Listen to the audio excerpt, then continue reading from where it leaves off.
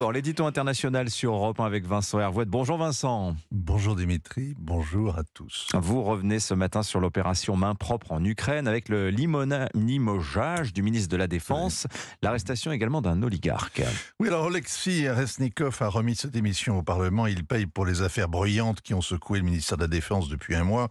Il y a eu les centres de recrutement qui se laissaient acheter par ceux qui veulent échapper à la conscription. Et ils sont de plus en plus nombreux parce que la guerre est de plus en plus sanglante. 80% des Ukrainiens connaissent personnellement un mort au front ou un blessé.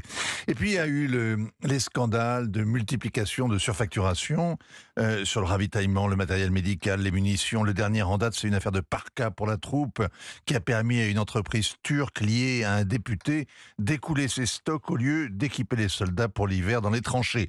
Le ministre avait validé le contrat, le ministre est limogé. En janvier dernier. Réveillez-vous. Mais oui, mais je vous lis, C'est la Vincent, rentrée, mais Dimitri. il n'y avait pas de césure, c'est pas grave. Allez, en janvier déjà, Volodymyr Zelensky avait ordonné une purge, Vincent. Oui, il avait fait tomber en cascade son chef de cabinet, un intime, 6 de ses ministres, 5 gouverneurs de province et quelques hauts fonctionnaires.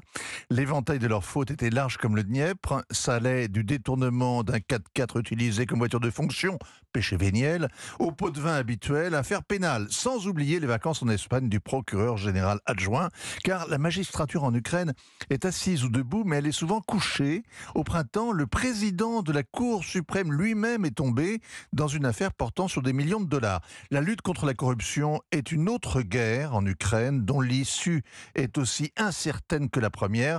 Elle donne à voir une élite qui se gave alors que le pays est saigné à blanc. Ouais. Partout, ça ferait scandale, ce genre d'affaires, Vincent, mais particulièrement en Ukraine. Oui, parce que la corruption, c'est la gangrène de l'Ukraine, et depuis 20 ans, c'est le ressort de la colère.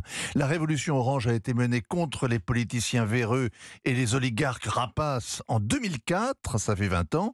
Les centaines de milliers de manifestants ont recommencé 10 ans plus tard, c'est Maïdan, et toujours en vain.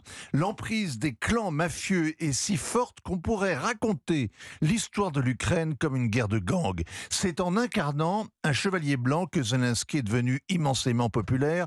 Il a joué le serviteur du peuple et le peuple a voulu y croire. La guerre a éclaté au moment où la désillusion pointait. La guerre simplifie toutes les équations. Le chevalier blanc a enfilé un uniforme kaki et aussitôt se sont évanouis, par exemple, les Pandora Papers sur ces millions planqués à l'étranger. L'oligarque qui donc a hissé au pouvoir aussi Zelensky est à son tour inculpé aujourd'hui. Oui, Igor Kolomoïski est l'un des hommes les plus riches d'Ukraine, le propriétaire de la chaîne télévisée qui a rendu Zelensky célèbre. Il a dormi cette nuit en prison.